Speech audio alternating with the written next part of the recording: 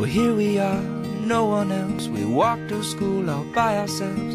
There's dirt on our uniforms from chasing all the ants and worms. We clean up and now it's time to learn. We clean up and now it's time to learn. Numbers, letters, learn to spell, nouns and books. Neurological development is central to learning. God has designed our minds to grow as we get older. Let's explore what neurological development looks like between the ages of 7 and 8 years of age. Piaget calls this the concrete operations age. At this age, the student can use concrete objects to organise ideas in their mind. They can play Monopoly and know when that they roll a 6, they can move 6 spaces, land on the pony rides, and buy a house with the $4 that they've got in their bank account,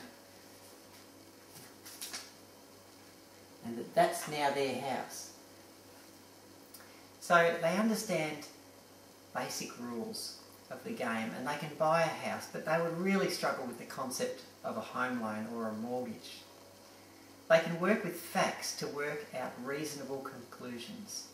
Their thinking is still very concrete, not abstract.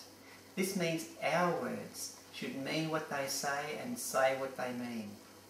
Lessons including biblical truth should be communicated as something to live by, not as intellectual theories.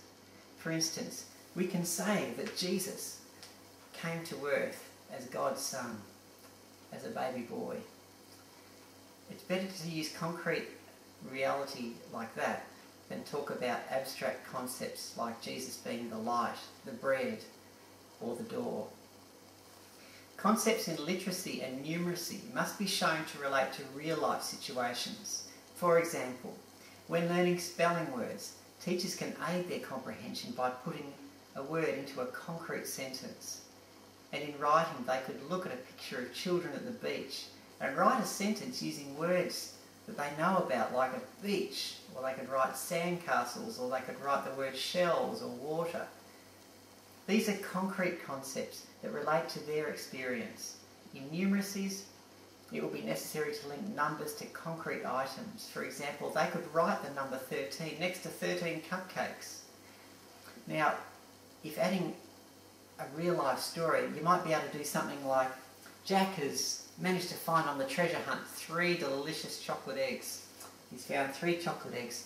5 minutes later, he finds another 2 more.